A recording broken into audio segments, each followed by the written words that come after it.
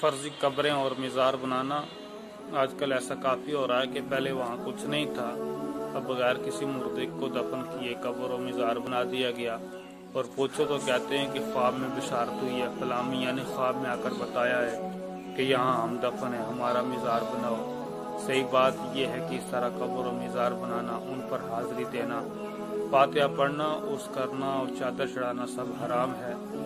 مسلمانوں کو دھوکہ دینا اور اسلام کو بدنام کرنا ہے، اور خواب میں مزار بنانے کی بشارت عند الشرع کوئی چیز نہیں، اور جن لوگوں نے ایسے مزارات بنائے ہیں ان کو کھاڑ دینا اور ان کا نام و نشان ختم کر دینا بہت ضروری ہے۔ بعض جگہ دیکھا گیا ہے کہ کسی بزرگ کی چھڑی، امامہ وغیرہ کوئی اس سے منسوب چیز دفن کر کے مزار بناتے ہیں، اور کہیں کسی بزرگ کے مزار کی مٹی دوسری جگہ لے جا کر دفن کر کے مزار بناتے ہیں، یہ سب ناجائز و گناہ ہے۔ سیدی اعلیٰ حضرت امام احمد رضا فاضل بریلوی فرماتے ہیں، فرضی مزار بنانا اور اس کے ساتھ اصل کا سا معاملہ کرنا ناجائز و بدعت ہے، اور خواب کی بات خلاف شرع امور میں مسموع نہیں ہو سکتی۔ فتاوی رضویہ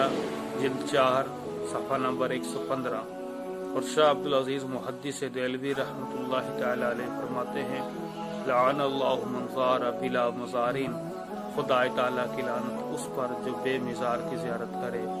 اور جس جگہ کسی بزرگ کا مزار ہونے نہ ہونے میں شک ہو وہاں بھی نہ جائے، یہی بہتر ہے۔ اللہ تبارک و تعالیٰ مسلمانوں کو عقل سلیم عطا کرے۔